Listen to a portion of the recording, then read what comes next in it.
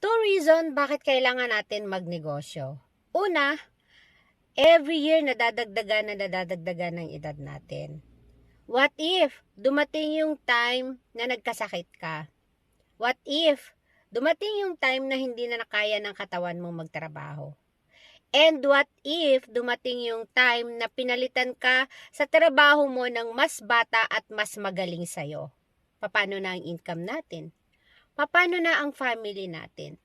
Hindi mo maipamamana ang trabaho mo ngayon kahit gaano ka pa kagaling, kahit gaano pa kalaki ang sinasahod mo, hindi mo yan may pamamana sa pamilya mo.